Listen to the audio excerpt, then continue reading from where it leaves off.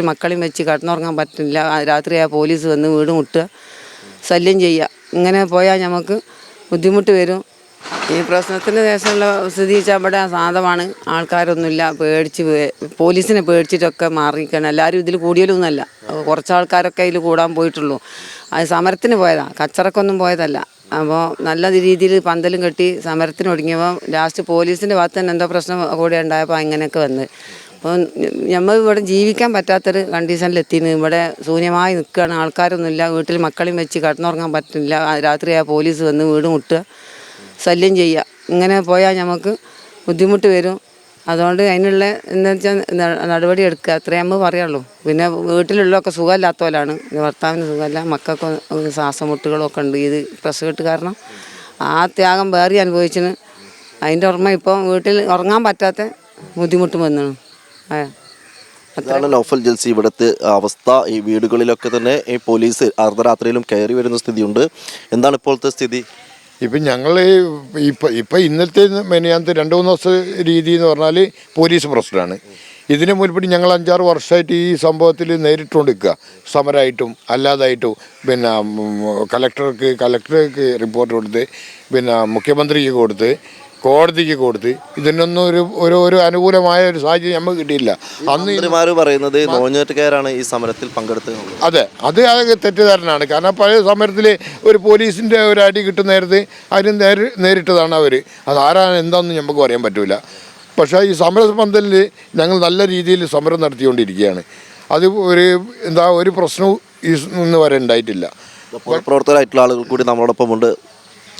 കഴിഞ്ഞ 5 വർഷക്കാലമായിട്ട് ജനാധിപത്യത്തിൻ്റെ എല്ലാ മര്യാദകളും പാലിച്ചുകൊണ്ടാണ് ഈ സമീപ കരിമ്പാലകുന്ന്, കൂടത്തായി, ചുടലമുക്ക്, അമ്പലമുക്ക് പ്രദേശവാസികൾ സമരം ചെയ്തത്.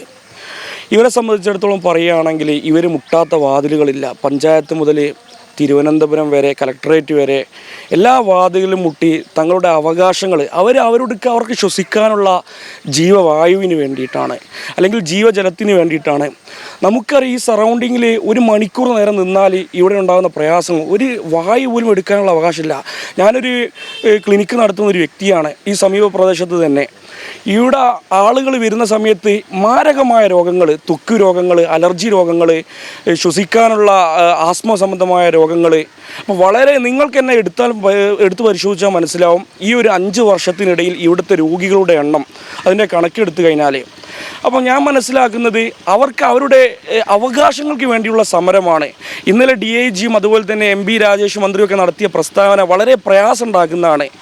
കാരണം തങ്ങളുടെ അവകാശങ്ങൾക്ക് വേണ്ടി പൊരുതിയിട്ട് അവരൊരു കുറ്റക്കാരാവുന്ന രീതിയിൽ പോലീസ് ഓരോ സമീപ പ്രദേശത്തെയും വീടുകളിൽ നരവേട്ട നടത്തുകയാണ്. നമ്മൾ മനസ്സിലാക്കേണ്ടതുണ്ട്, അവർ നടത്തിയത് മറ്റുള്ള സമരങ്ങൾക്കും മറ്റു പ്രയാസങ്ങൾക്കും ഒന്നുമല്ല, തങ്ങളുടെ നാട്ടിൽ ജീവിക്കാൻ വേണ്ടിയിട്ടാണ്. എന്നിട്ട് മറ്റുള്ള സ്ഥലങ്ങളിൽ പോയി ഒളിച്ചു പാർക്കേണ്ട ഒരു അവസ്ഥ എന്ന് പറഞ്ഞാൽ എത്ര ദയനീയമാണ്, നീചമാണ്. ഇതിന് സത്യത്തിൽ ഞാൻ മനസ്സിലാക്കുന്നത് സർക്കാർ ഇക്കാലം വരെ ഇവരോടൊപ്പം കൂട്ടുകൂടുന്നുണ്ടെന്നാണ്. കാരണം ഓരോ അവസരത്തിലും തങ്ങൾക്കെതിരായിട്ടുള്ള ഓരോ അഭിപ്രായങ്ങളാണ് സർക്കാരിൻ്റെ ഭാഗത്തു നിന്നുണ്ടാകുന്നത്. ഇതിൽ ജനങ്ങൾ ശക്തമായ രീതിയിൽ തന്നെ മുന്നോട്ട് പോകുന്നതാണ് ഈ വിഷയത്തിൽ ഞങ്ങൾക്ക് പറയാനുള്ളത്. കാരണം അവർക്ക് ജീവിക്കണം, അവരുടെ മണ്ണാണ്. മറ്റുള്ള വീട്ടിൽ നിന്നും ഒരു കല്യാണം പോലും ഇവിടേക്ക് കെട്ടിക്കാത്ത അവസ്ഥയിലാണുള്ളത്.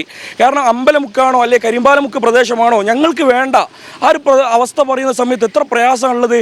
ഒരു വീട് വിട്ട് മറ്റുള്ള സ്ഥലങ്ങളിലേക്ക് പലായനം ചെയ്യാൻ പോലും പറ്റുന്നില്ല. ആരോ സ്ഥലം വാങ്ങുമോ? അത്രയ്ക്ക് വളരെ നീചമായ ഒരു അവസ്ഥയിലാണ് കടന്നു പോകുന്നത്. ഇവിടുത്തെ ജനങ്ങൾക്ക് അവകാശം കിട്ടണം എന്നത് മാത്രമേ ഞങ്ങൾക്ക് ഈ വിഷയത്തിൽ പറയാനുള്ളൂ.